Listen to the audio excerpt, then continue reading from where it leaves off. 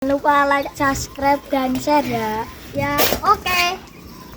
Ternyata betul, Jepang itu nggak dikalahkan Indonesia. Jepang, Hiroshima dan Nagasaki dibom oleh apa? Sekutu. Akhirnya Jepang pulang. Pas Jepang pulang, Indonesia merdeka. Itu dulu kiai-kiai sudah nakwil bahwa menangnya Indonesia itu tidak harus mengalahkan penjajah. Pokoknya nanti penjajah ada yang mengalahkan itu. Jadi Indonesia, orang Islam zaman itu tidak bisa mengalahkan Persia. Yang mengalahkan itu Romawi. Tapi orang Islam ikut gembira. Itu sebenarnya wa yauma idzi yafrahul mu'minun binasrillah. Jadi orang itu cara berpikir Quran itu beda. Sehingga saya ini cerita ke cucu-cucu Mbah Siddiq karena ya nasabnya sama sampai saya, karena sama-sama sampai Mbah Sambu. Bedanya keluarga saya lewat Mbah Abdul Azim, kalau yang keluarga sini lewat namanya Mbah Yusuf. Itu saudara sama Mbah Abdul Azim, sama-sama sampai Mbah Sambu. Tapi keinginan saya tentu bukan sekedar silaturahim gagah-gagahan diceluk Gus. Celuk Gus repot.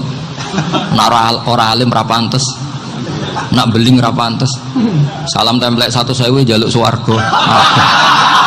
Tuhan, kok mentalan yang 1.000 jaluk. Kamu nginep di hotel 100.000 itu tidak cukup, apalagi untuk bayar apa? Surga itu nggak sopan sekali. 1 juta ya nggak bisa itu, 100 juta juga nggak jelas juga. Terus sampai mendingan nggak usah salam template, malah nggak mungkin masuk surga kalau. Sama masih ingat, ini sekaligus ijazah pada cucu-cucunya. Kalau sama anaknya tidak berani saya. Sama cucu-cucunya. Saya masih ingat Mbah Ahmad Siddiq itu sangat loyal sama yang namanya negara.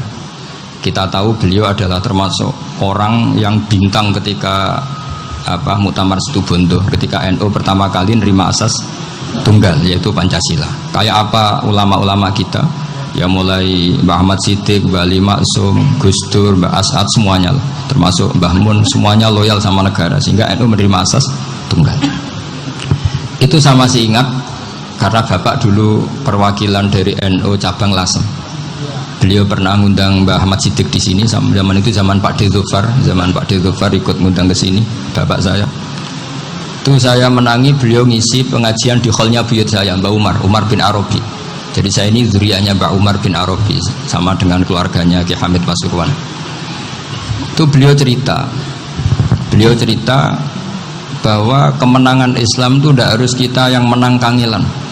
Kadang Allah bikin orang lain yang kangelan, kita yang ikut menang. Jadi dulu kata beliau banyak ulama ketika kita diserang Jepang. Saya masih ingat, saya karena pas itu ikut ke Lasem, karena saya santri sarang, Mbah Mun ngisi di Lasem, saya ikut di Lasem karena saya masih keluarga. Itu ulama-ulama itu mimpi dibacakan ayat ghulibatir rum fi adnal ardi wa hum min ba'di ghalabihim sayaghlibun fi bid'i sinin lillahil amru min qablu wa min ba'du wa yauma idzi yafrahul mu'min. Itu dulu itu ada pertarungan besar antara kerajaan Romawi dan kerajaan apa? Persia. Kita tahu Romawi itu Nasrani. Saya ulang lagi, Nasrani. Nasrani itu percaya adanya Allah, adanya Tuhan, dan percaya adanya kitab samawi. Sementara musuhnya itu Persia, orang yang tidak bertuhan, tidak berdasar kitab samawi. Ketika Persia mengalahkan Romawi itu orang Islam ikut susah, karena terus dibully sama orang-orang kafir Mekah. Orang kafir Mekah adalah orang yang tidak punya kitab samawi. Katanya orang kafir Mekah, iku lho balamu. Jute duwe kitab, jarene dihubungan mbek langit, nyatane perang keok. Paling kon ya padha. Jadi ada analogi bahwa kalahnya orang Nasrani itu dianggap simbol kekalahan orang yang bertautan atau berhubungan dengan langit. Akhirnya orang Islam susah. Saking susahnya orang Islam sampai Abu Bakar itu tanya, ya Rasulullah, lalu orang Romawi menang itu kapan? Terus ada surat turun fidit isinin, ya kira-kira 3. Abu Bakar pas itu belum alim-alim amat, jadi ngartikan 3 itu ya 3 betul, sehingga beliau masyhur itu coro Jawa totoan itu kimar, pokoknya nanti Romawi pasti menang 3 tahun lagi. Akhirnya ketika datang itu taruhannya dengan 10 unta, datang ke Rasulullah, Nabi menjelaskan, loh ndak bid'u itu mabena salas ilatis itu 3 sampai 9. Kamu jangan bilang 3. Ya sudah, taruhannya ditambah sampai 100 onta. Tapi pembuktiannya enggak 3 tahun tapi nunggu 9 tahun. Sampean jangan tanya, berarti dulu pernah taruhan halal. Zaman sebelum ngaji saya sampean sudah sering taruhan, jadi jangan nyalahkan saya. Nanti itu ada ilmunya, namanya nasah apa? Mansukh. Dan taruhannya Abu Bakar tidak kayak sampean. Taruhan yang sangat-sangat demi Islam, bukan demi hadun nafsi. Betul. Ketika tahun ke-7 orang Islam itu menang. Gila ya, tahun 9 itu umat Islam menang. Menangnya umat Islam mengalahkan musyrik Mekah itu di Badar. Romawi mengalahkan apa? Persia. Gara-gara Romawi mengalahkan Persia itu cara berpikir orang tuh rubah. Ternyata langit itu ada, kekuatan langit itu ada. Sehingga meskipun akhirnya orang Kristen bilang ada Trinitas, terus mereka keliru dalam mengartikan Isa, tapi ada sekian nabi yang mereka sebut dan mereka hormati. Ada sekian kesamaan. Sehingga dalam Islam, saya ulang lagi, dalam Islam, andai kan disuruh milih orang komunis sama orang Nasrani, Islam tentu sama-sama kerjasama, milih sama yang Nasrani, karena ini ahli kitab, kerjasama loh, bukan milih menjadi Nasrani. Nanti kapan salah paham, senangannya terus bully, itu semangatnya pasti hasut ya. Nah, terus lalu relevansinya dengan Indonesia gimana? Wa yauma idzi yafrahul mu'minun, ketika orang Romawi yang punya kitab samawi mengalahkan Persia yang tidak punya kitab samawi, itu orang Islam ikut bunga, ikut gembira. Itu semua kiai banyak yang mimpi seperti itu. Ini cerita Pak Ahmad Siddiq, saya dengarin.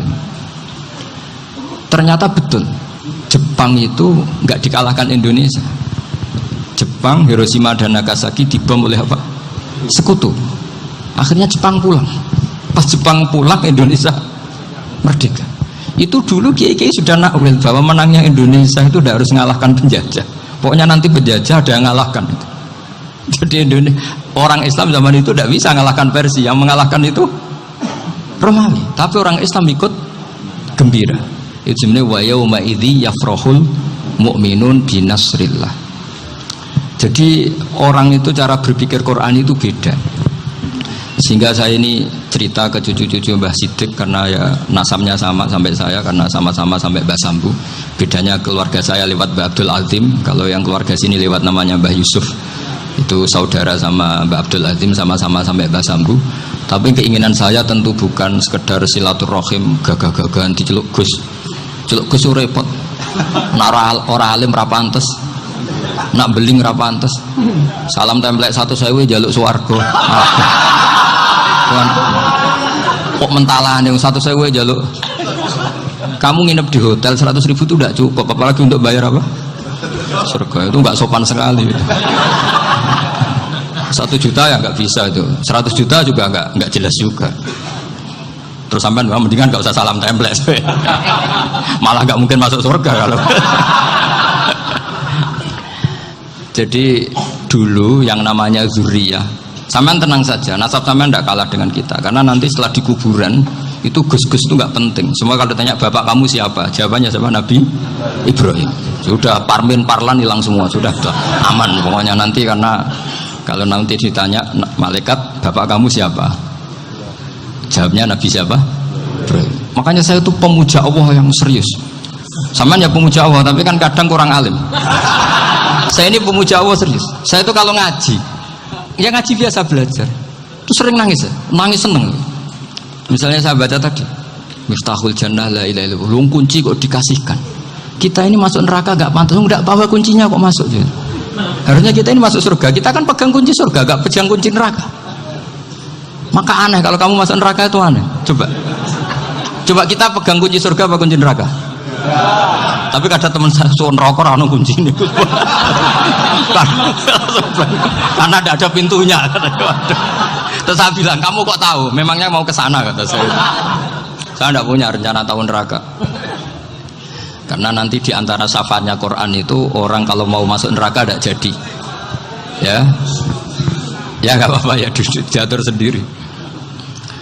Jadi di antara syafaatnya Quran itu orang nggak jadi masuk neraka. Jadi syafaat itu ada 2, dari neraka diangkat ke surga, dan itu bisa lama itu. Tapi kalau syafaatnya Quran itu yang belum masuk neraka supaya nggak jadi masuk neraka. Karena neraka juga punya aturan, dia juga kena aturan fikih. Jadi, betul ini, saya ada guyon. Jadi kena konstitusi apa? Fikih.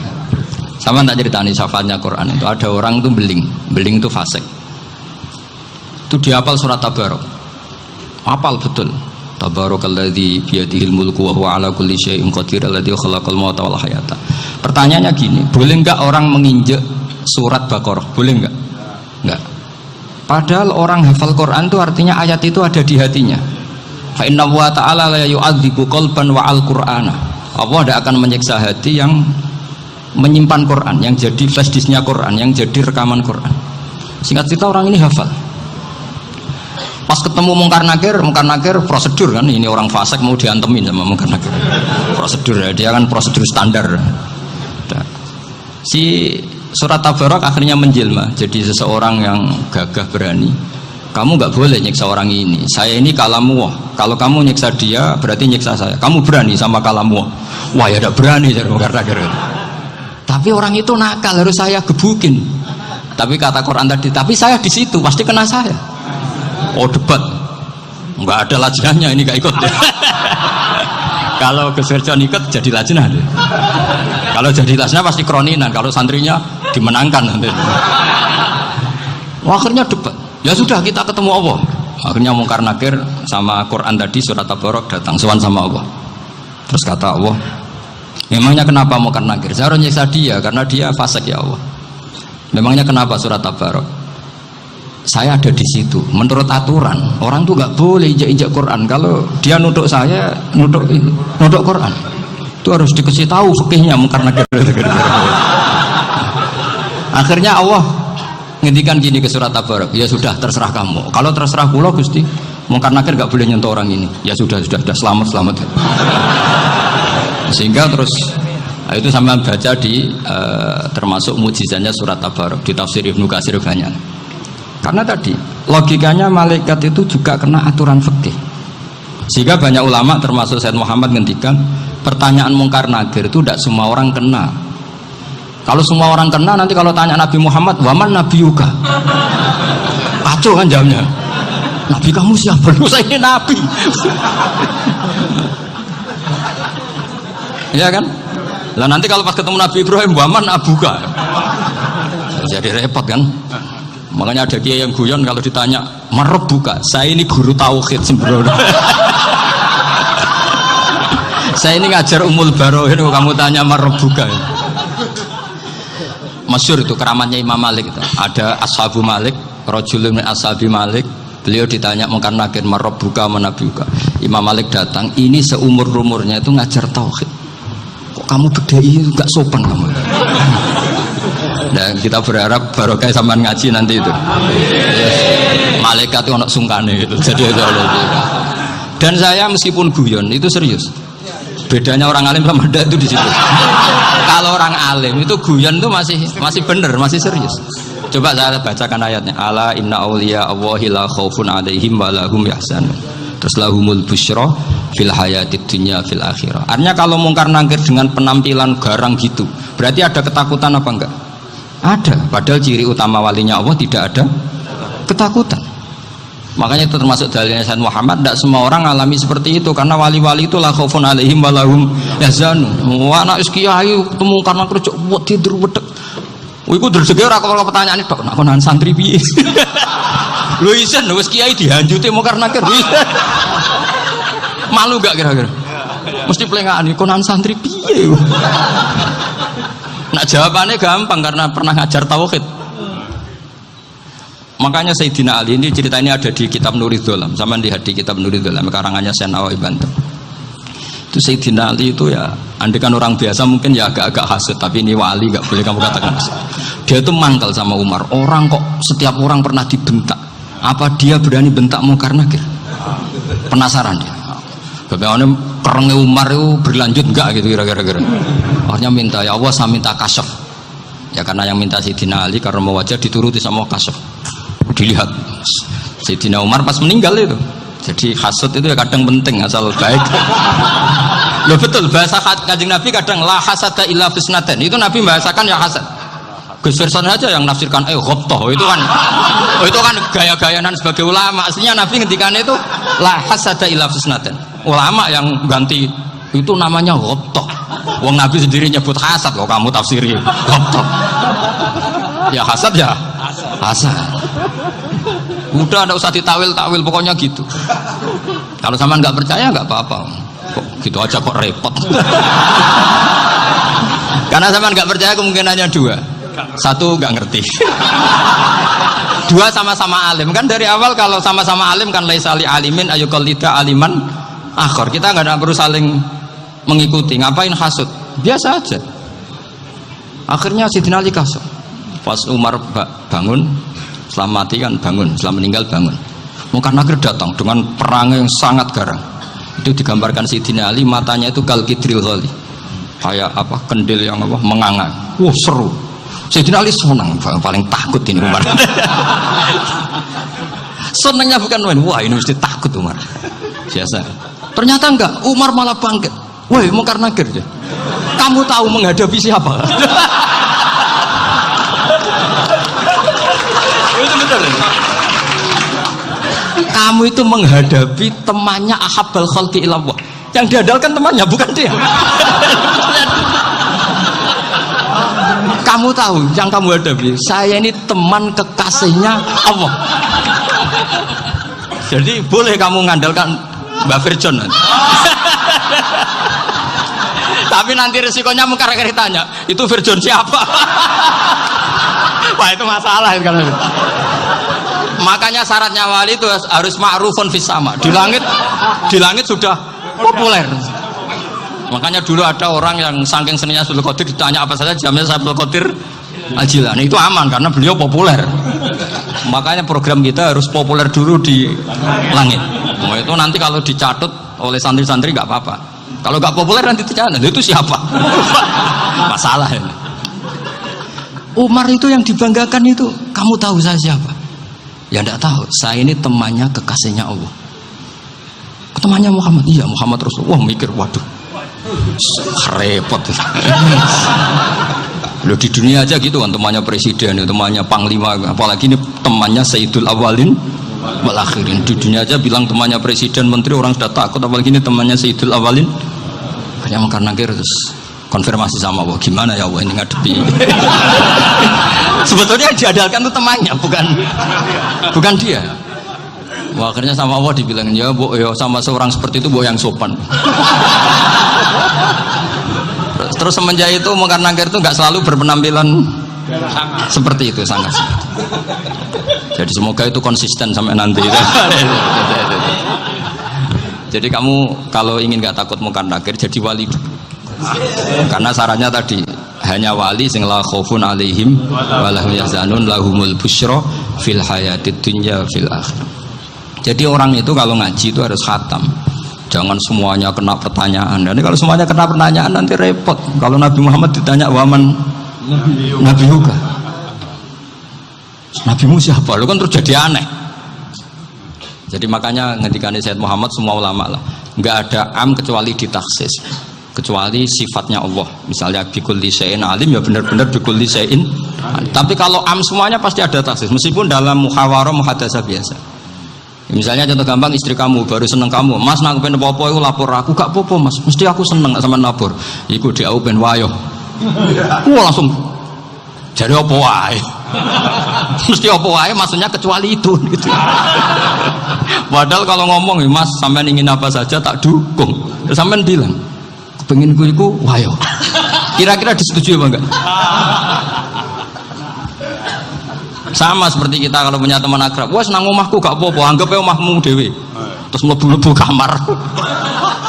Jadi tidak ada am kecuali di taksis. Artinya kalau ada cerita bahwa orang mati pasti ngalami ditanya Munkar Nakir, itu pasti ada am yang di taksis. Itu pasti tidak dialami para anbiya, para auliya. Karena ciri utama wali itu la khaufun alaihim walahum yahzanun. Kemudian saya yang mau cerita ya, supaya sampean bisa menghadapi dunia global ini, tak bawa tafsir Munir termasuk tadi. Kenapa orang Islam Rasulullah SAW itu lebih senang kalau yang menang itu orang Nasrani Romawi, ketimbang yang menang itu orang Faris, dalam hal ini ateis. Karena orang ateis itu lebih ngeri. Sebetulnya beberapa penemuan sains, terutama di ilmu medis, itu orang Amerika, kayak cloning. Tapi orang Amerika itu masih dilarang oleh gereja untuk mengaplikasi. Karena nanti bayi cloning itu dipakai suku cadang. Di Amerika masih ditentang oleh fatwa-fatwa agama, baik Islam maupun Kristen. Tapi di Cina itu dipraktekkan, karena nggak ada halangan agama. Di Cina itu biasa ada kondom diolah lagi jadi alat-alat aksesoris. Di Amerika tidak ada, karena masih ada agama, masih ada larangan.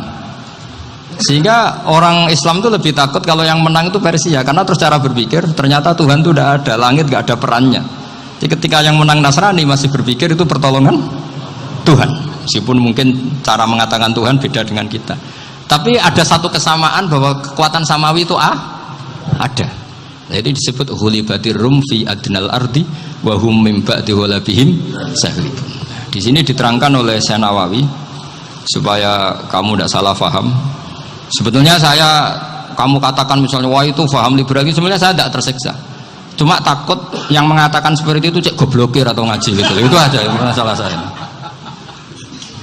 Ini saya baca ini karangannya Syekh Nawawi, karena tadi kata Mbah Firjon ngaji itu harus sama orang bersanad. Saya ini kalah sama beliau itu berkali-kali. Secara nasab saya harus manggil Mbah. Secara silsilah ilmu saya juga kalah lagi. Saya sering disewani sama cucu-cucu Syekhona Khalil. Kiai Sidik itu termasuk murid dekat beliau, Syekhona Khalil. Kalau itu berarti kan Gus Wirjon, Ahmad, terus Mbah Sidik. Mbah Sidik ngaji Syekhona Khalil.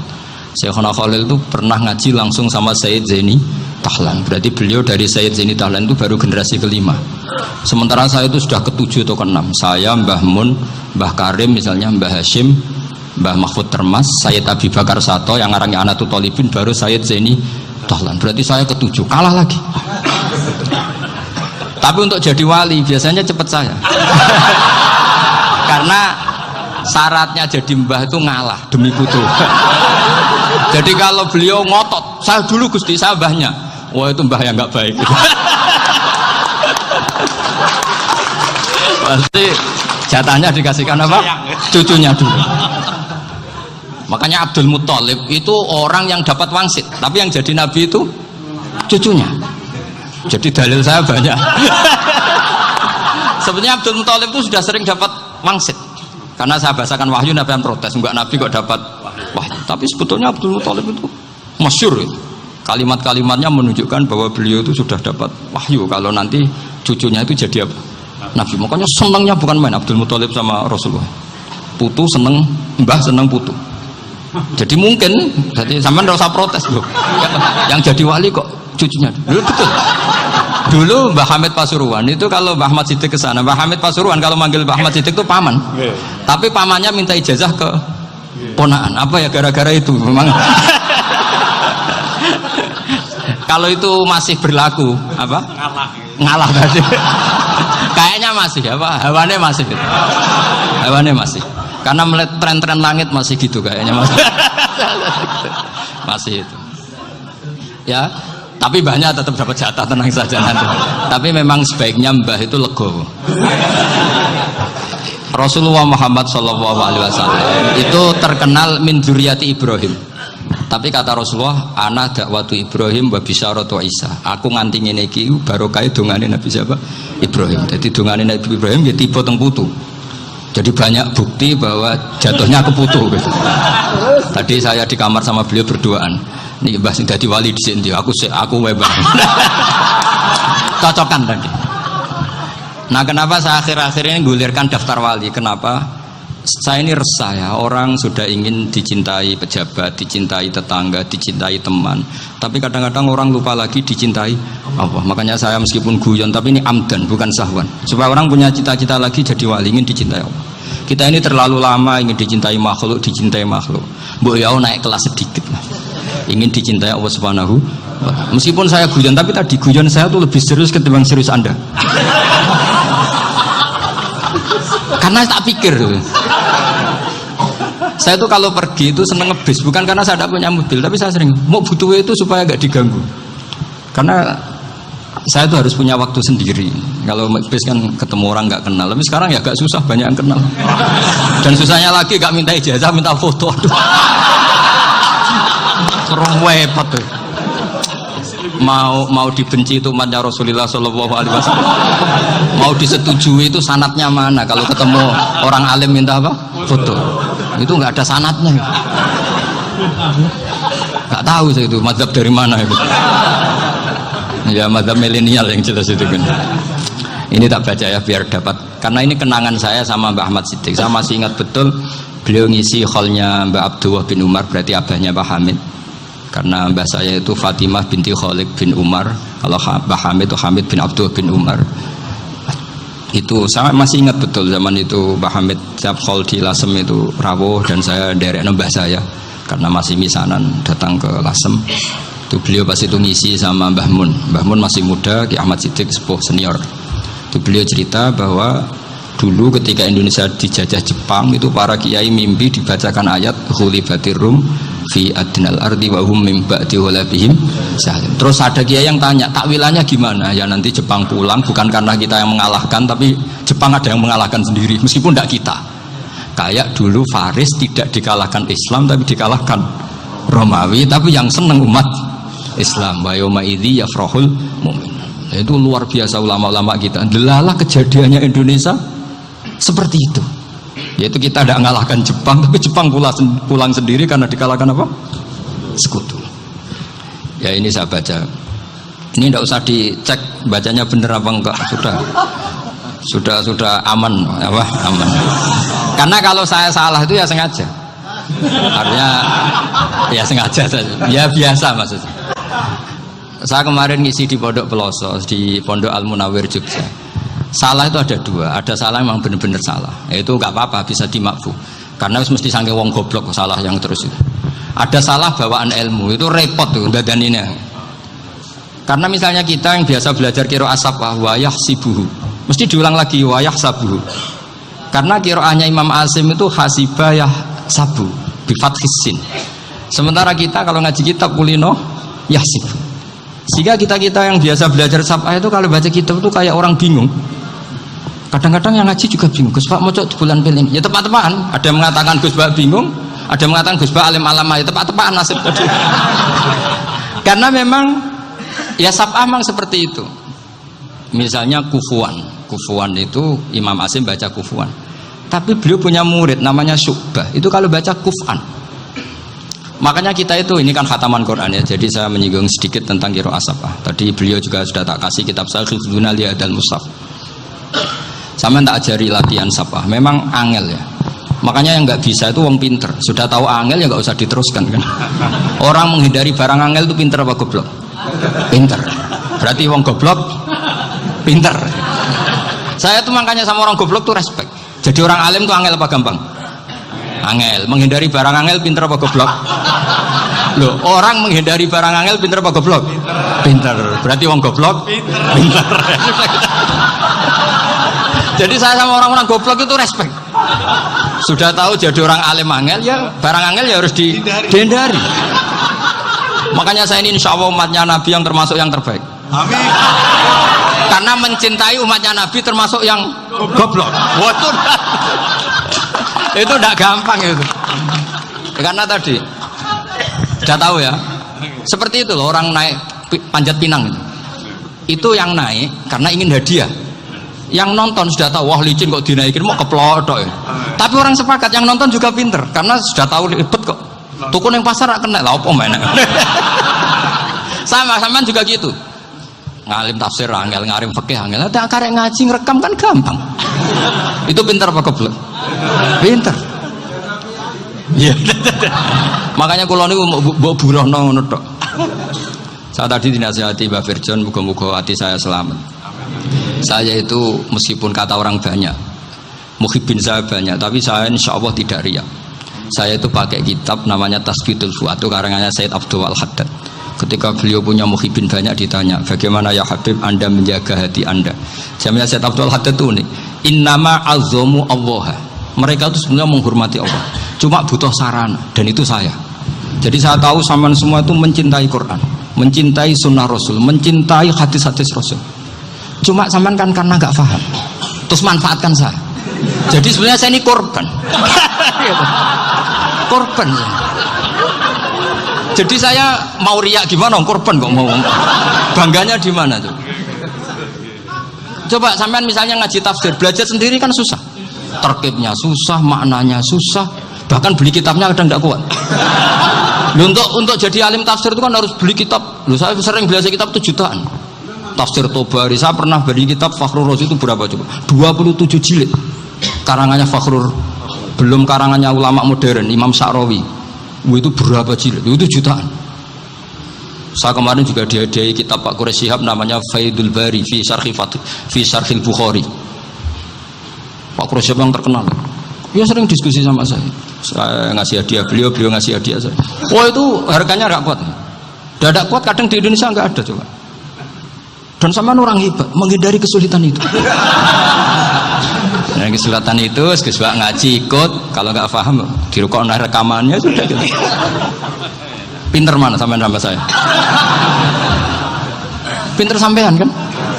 Bikin sosis susah, beli aja kok repot kan. Makanya nggak boleh orang bilang, wah aku goblok reso tafsir, aku wong pinter. Makanya nanti kalau saya ketemu Nabi tidak termasuk orang yang mentahkir orang Islam. Kafabil mari isman ayah kira akhahul muslim. Jadi cukup orang itu dosa kalau menyepelekan orang Islam, termasuk darani sampean goblok itu dosa. Caranya nggak darani goblok ya tadi di logika tadi. Alim itu angel, dari angel itu pintar, berarti wong bodoh pintar ya sudah gitu. Tapi tetap bodoh. Tapi ini satu cara untuk saya respect gitu. Coba orang yang ngaji tafsir saya banyak, mungkin ribuan. Itu sebetulnya mencintai Quran. Karena Quran adalah kitab suci yang panduannya umat Islam. Sangat mencintai Quran. Terus kemudian mereka nggak paham. Terus mencari orang yang memahamkan. Burono lah cara jawabannya. Terus keren saya itu di mana coba? Lah terus mereka kurang ajarnya gini, kalau paham itu ya alhamdulillah paham. Kowe nak ngaji Gus wae ngono tok.